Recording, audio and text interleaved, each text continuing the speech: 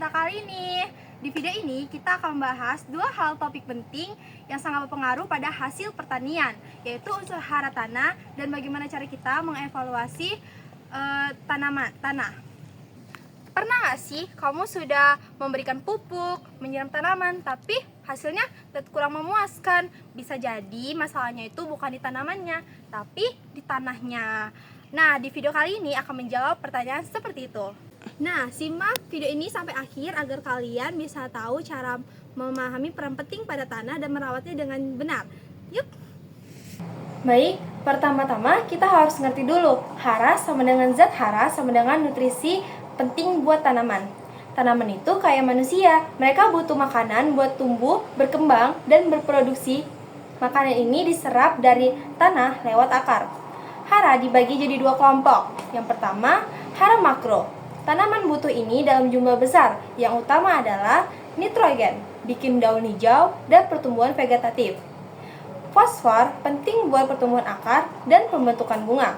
Kalium memperkuat batang dan meningkatkan daya tahan. Kalsium struktur sel tanaman. Magnesium komponen utama klorofil. Sulfur pembentukan protein tanaman. Yang kedua ada hara mikro. Meski dibutuhkan dalam jumlah kecil, ini tetap penting banget. Contohnya, zat besi, pembentukan klorofil, seng, regulasi hormon, boron, perkembangan bunga dan buah, tembaga, mangan, dan molybdenum. Semua hara ini harus seimbang, kalau kekurangan satu saja bisa berdampak fatal. Kita tahu tanaman butuh hara, tapi dari mana sih asalnya? Sumber hara itu yang pertama, pelapukan batuan induk. Tanah berbentuk dari pelapukan batuan selama ribuan tahun. Di dalam batuan itu terkandung berbagai mineral kaya akan hara. Yang kedua, sisa organisme. Daun gugur, bangkai hewan, sisa panen, semua itu jadi humus. Humus penuh dengan unsur hara organik yang mudah diserap tanaman. Yang ketiga, pupuk organik dan anorganik. Organik seperti kompos, pupuk kandang, bokasi bisa memperbaiki struktur tanah dan menambah hara. Yang kedua, anorganik seperti urea, NPK, KCl bisa langsung tersedia untuk diserap akar. Tapi ingat, pupuk bukan solusi instan. Kalau kita salah aplikasikan malah bikin tanah rusak atau capek. Tanah itu makhluk hidup juga loh. Sekarang kita bahas kenapa hara itu penting banget. Kalau tanaman kekurangan salah satu unsur, dampaknya beda-beda. Yang pertama, kekurangan N. Daun menguning, pertumbuhan lambat.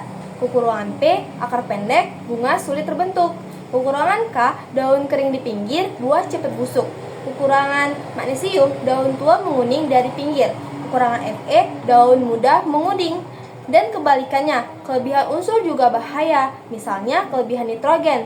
Tanaman tumbuh besar tapi lemah, rentan penyakit, dan buahnya sedikit.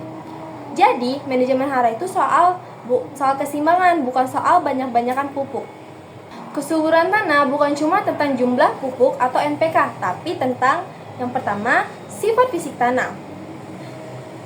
Seperti tekstur, itu ada lempung, pasir, atau liat. Struktur, ada gembur atau padat, porositas, bisa ngalirin air dan udara nggak? Sifat yang kedua, sifat kimia tanah. Yang pertama, pH tanah, penting buat ketersediaan hara. Yang kedua, kapasitas tukar kation atau KTK, kemampuan tanah menahan dan melepas hara. Yang ketiga, sifat biologi tanah, seperti keberadaan mikroorganisme seperti bakteri pengurai, jamur mikrozia. Yang kedua, keanekaragaman hayati di bawah tanah. Tanah subur sama dengan tempat hidup yang sehat buat akar. Apa itu evaluasi kesuburan tanah? Evaluasi kesuburan tanah adalah proses mengkaji atau menilai seberapa subur suatu tanah bukan hanya dari penampakan luarnya, tetapi dari dalam, mulai dari kandungan unsur haranya, tingkat keasaman, struktur tanahnya, sampai kehidupan mikroorganisme di dalamnya. Tujuannya adalah untuk mengetahui apakah tanah tersebut bisa menopang pertumbuhan tanaman secara optimal atau tidak dan apa yang perlu dilakukan untuk memperbaikinya jika ada kekurangan. Kesuburan tanah bukan cuma soal ada pupuk atau tidak, tapi menyangkut keseimbangan antara unsur hara, struktur fisik, dan aktivitas biologi tanah. Bayangkan, tanah seperti tubuh manusia, untuk sehat kita butuh makanan bergizi, olahraga, istirahat cukup, dan sistem organ yang berfungsi baik. Tanah juga begitu, ia butuh makanan atau hara, struktur tubuh yang kuat, fisik, dan kehidupan dalam atau mikroba dan cacing yang aktif. Mengapa evaluasi kesuburan itu penting? Banyak petani di Indonesia menggunakan pupuk tanpa tahu kebutuhan tanahnya. Akibatnya, tanah bisa kelebihan nitrogen, tapi kekurangan fosfor atau kalium. Ada juga yang pupuk terus-menerus, tapi hasil panen stagnan. Inilah pentingnya evaluasi karena kita nggak bisa memperbaiki sesuatu yang kita sendiri nggak tahu masalahnya di mana. Evaluasi ini penting untuk 1. Mengetahui unsur hara yang tersedia dan yang hilang. 2. Menghindari pemupukan berlebihan atau salah sasaran. 3. Menyesuaikan jenis tanaman yang cocok ditanam di lahan tersebut. 4. Merancang strategi pemupukan dan perbaikan tanah yang lebih efisien dan berkelanjutan. Apa saja sih yang dievaluasi? Yang pertama, sifat kimia tanah. Evaluasi pertama dilakukan pada sifat kimia tanah. Ini mencakup kandungan unsur hara makro seperti nitrogen, fosfor, dan kalium. Ketiga unsur ini sangat penting bagi pertumbuhan tanaman. Nitrogen berperan dalam pembentukan daun dan klorofil. Fosfor penting untuk akar dan bunga, sementara kalium membantu ketahanan tanaman dan pembentukan buah. Selain itu, kita juga perlu mengetahui tingkat keasaman tanah atau pH. pH tanah mempengaruhi ketersediaan unsur hara. Jika tanah terlalu asam atau terlalu basah, tanaman akan kesulitan menyerap nutrisi meskipun jumlahnya cukup. Kita juga perlu menilai kapasitas tukar kation atau KTK, yaitu kemampuan tanah untuk menahan dan menukar ion hara. Semakin tinggi KTK-nya, semakin baik tanah tersebut dalam menyimpan nutrisi. Dan jangan lupa juga mengevaluasi kejenuhan basah yang menunjukkan dominan unsur kalsium, magnesium, dan kalium dalam tanah. Jika kejenuhan basah rendah, tanah biasanya terlalu asam dan banyak mengandung aluminium atau hidrogen yang bersifat toksik bagi akar tanaman. Yang kedua, ada sifat fisik tanah. Setelah kimianya, kita juga harus memeriksa fisik tanah. Sering kali masalah pertumbuhan tanaman bukan karena kekurangan nutrisi, tapi karena struktur tanahnya padat, berliat, atau tidak bisa mengalirkan air dengan baik. Tekstur tanah, apakah didominasi pasir, debu, atau liat, akan mempengaruhi kemampuan tanah menyimpan air dan udara. Pasir cenderung cepat kering, sementara tanah liat bisa merangkap air dan menyebabkan genangan.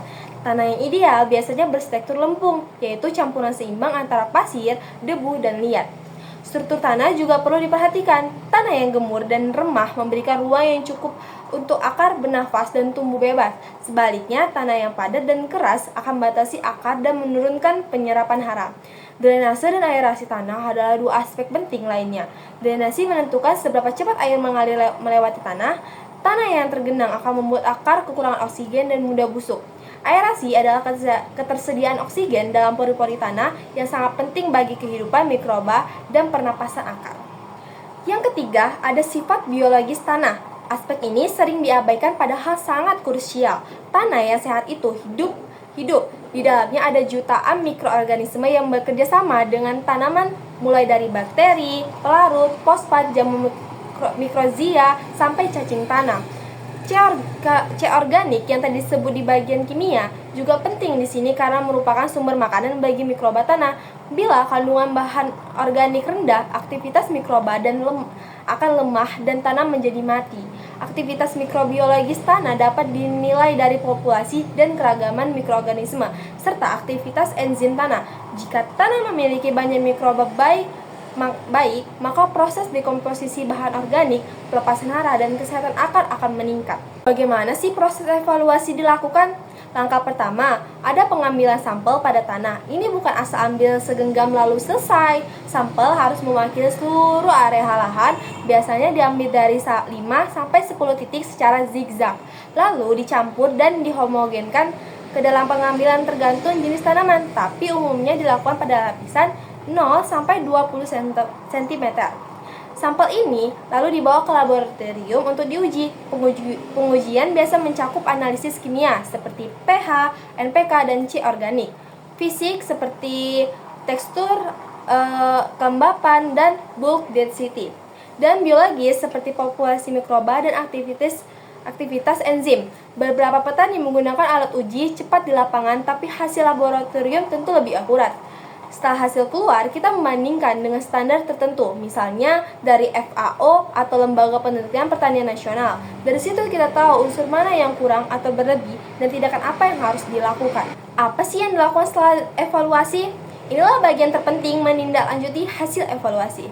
Jika tanah terlalu asam, maka kita perlu memberikan kapur dodomit untuk menaikkan pH. Jika fosfor rendah, kita bisa menambahkan pupuk fosfat seperti SP36 atau TSP. Jika bahan organik rendah, kita bisa menambahkan kompos atau pupuk kandang. Namun, tindakan ini tidak boleh sembarangan. Kita harus menyesuaikan dosis pupuk dengan kebutuhan aktual tanaman dan hasil evaluasi tanah. Ini akan lebih efisien secara biaya dan lebih ramah terhadap lingkungan. Petani juga disarankan melakukan rotasi tanaman, menanam tanaman penutup tanah, atau menggunakan sistem agroforestry untuk menjaga kesuburan tanah jangka panjang.